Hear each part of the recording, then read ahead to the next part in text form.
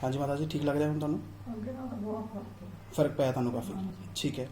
ਥੋੜਾ ਜਿਹਾ ਦੱਸੋਗੇ ਪਿੱਛੇ ਕਿਸ ਹਾਲਾਤ ਦੇ ਵਿੱਚ ਤੁਸੀਂ ਆਏ ਸੀਗੇ, ਹੁਣ ਕਿੰਨਾ ਕੁ ਠੀਕ ਹੋਇਆ? ਜਿੱਦਾਂ 8-10 ਸਾਲ ਪਹਿਲਾਂ ਤਾਂ ਮੰਮਾ ਨੂੰ ਬਹੁਤ ਜ਼ਿਆਦਾ ਪੱਟੀ ਜਿੱਦਾਂ ਗਲੇ ਚਲਾ ਕੇ ਫਿਰਦੇ ਸੀਗੇ। ਬਹੁਤ ਜਗ੍ਹਾ ਤੋਂ ਦਵਾਈ ਖਾਦੀ, ਕੋਈ ਹਸਪੀਟਲ ਨਹੀਂ ਛੱਡਿਆ ਸੀ।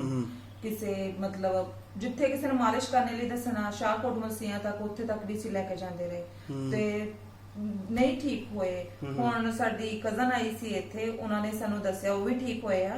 ਤੇ ਉਹਨਾਂ ਨੇ ਦੱਸਿਆ ਕਿ ਤੁਸੀਂ ਤਾਈ ਜੀ ਉੱਥੇ ਜਾਓ ਇੱਕ ਵਾਰ, ਵੀ ਮੇਰੀ ਹੱਡੀ ਲੱਤ ਦੀ ਉੱਪਰ ਨੀਚੇ ਹੋਈ ਸੀ, ਉਹ ਸਹੀ ਹੋ ਗਈ ਹੈ, ਵੀ ਮੇਰਾ ਨਹੀਂ ਤੇ ਇੱਕ ਪਾਸਾ ਰਹਿ ਜਾਣਾ ਸੀਗਾ। ਤੇ ਉਹ ਬਿਲਕੁਲ ਠੀਕ ਆ, ਹੁਣ ਪੂਰੀ ਐਕਟਿਵ ਵੀ ਹੋਈ ਆ।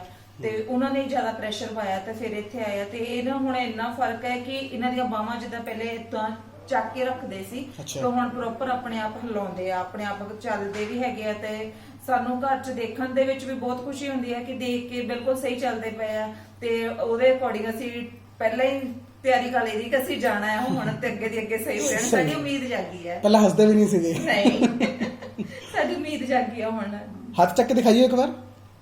ਇਹਦਾ ਹੱਥ ਨਹੀਂ ਚੱਕ ਸਕਦੇ ਸੀ? ਨਹੀਂ, ਪਹਿਲੇ ਤਾਂ ਫੜ ਕੇ ਬਾਹ ਇਦਾਂ ਕਰਨੀ ਪੈਂਦੀ ਸੀ। ਓ ਮਾਈ ਗॉड। ਤੇ ਹੁਣ ਤਾਂ ਬਾਹਾਂ ਚੱਕਦੇ ਆ। ਇਹ ਦੇਖ ਕੇ ਤਾਂ ਜ਼ਿਆਦਾ ਖੁਸ਼ੀ ਹੋਈ। ਰਾਤ ਨੂੰ ਸੌਂਦੇ ਹੁੰਦੇ ਸੀ, ਇੰਨੇ ਤੜਫਦੇ ਹੁੰਦੇ ਸੀ ਨਾ, ਕੋਈ ਹਿਸਾਬ ਨਹੀਂ।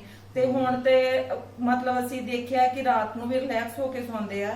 ਤੇ ਵਾਸ਼ਰੂਮ ਵਗੈਰਾ ਜਾਣਾ ਹੁੰਦਾ ਤਾਂ ਉਦੋਂ ਤਾਂ ਤੜਫ ਹੀ ਜਾਂਦੇ ਸੀ, ਉੱਠਣ ਨਹੀਂ ਹੁੰਦਾ ਸੀ, ਚੱਲਣਾ ਵੀ ਔਖਾ ਹੁੰਦਾ ਸੀ, ਤਾਂ ਉਹ ਵੀ ਆਰਾਮ ਦੇ ਨਾਲ ਜਾਂਦੇ ਆ।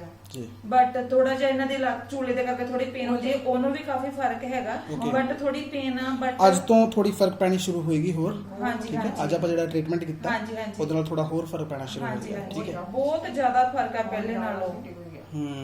ਤੇ ਅਸੀਂ ਦੇਖਦੇ ਆ ਉਹਦੇ ਅਕੋਰਡਿੰਗ ਕਿ ਤਾਂ ਹੀ ਤਾਂ ਅਸੀਂ ਕਹਿ ਦਿੰਦਾ ਕਿ ਜਾਣਾ ਕੰਮ ਛੱਡ ਕੇ ਵੀ ਮੰਮਾ ਨੂੰ ਲੈ ਜਾਈਏ। ਸਾਡੀ ਕਾਫੀ ਜ਼ਿਆਦਾ ਉਮੀਦ ਜਾਗੀ ਹੈ।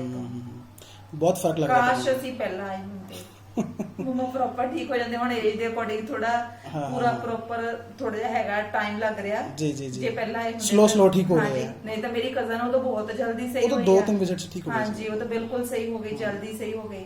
ਤੇ ਉਹਨਾਂ ਨੇ ਪ੍ਰੈਸ਼ਰ ਪਾਇਆ ਜ਼ਿਆਦਾ ਕਿ ਤੁਸੀਂ ਦੀ ਲੈ ਕੇ ਜਾਓ, ਤਾਈ ਜੀ ਤੁਸੀਂ ਉੱਥੇ ਜਾਓ। ਤੇ ਹੁਣ ਤਾਂ ਮੈਂ ਆਪਣੇ ਬੇਟੇ ਨੂੰ ਵੀ ਲੈ ਕੇ ਆਉਣਾ, ਉਹਨਾਂ ਦੀ ਅੱਡੀ ਚ ਪੈਣਾ, ਕਿਉਂਕਿ ਮੰਮਾ ਨੂੰ ਮੈਂ ਦੇਖਦੀ ਸੀ ਪਹਿਲਾਂ ਫਰਕ ਲੱਗਾ, ਫਿਰ ਮੈਂ ਅੱਗੋਂ ਲੈ ਕੇ ਆਉਂਗੀ ਨਾ। ਤੇ ਹੁਣ ਉੱਥੇ ਆਪਣੀ ਸਾਸੂ ਮਾਂ ਨੂੰ ਵੀ ਕਹਿੰਦੀ ਵੀ ਮੰਮਾ ਤੁਹਾਨੂੰ ਉੱਥੇ ਲੈ ਕੇ ਜਾਣਾ। ਚਲੋ, ਤੁਸੀਂ ਸੰਤੁਸ਼ਟ ਹੋ ਜੀ ਪਹਿਲਾਂ ਨਾਲੋਂ? ਕਾਫੀ ਫਰਕ ਹੈ। ਚਲੋ, ਤੁਸੀਂ ਖਿਆਲ ਰੱਖੋ, ਖਾਓ ਪੀਓ, ਆਪਣੀ ਸਿਹਤ ਦਾ ਖਿਆਲ ਰੱਖੋ। ਠੀਕ ਹੈ ਜੀ, ਓਕੇ ਜੀ।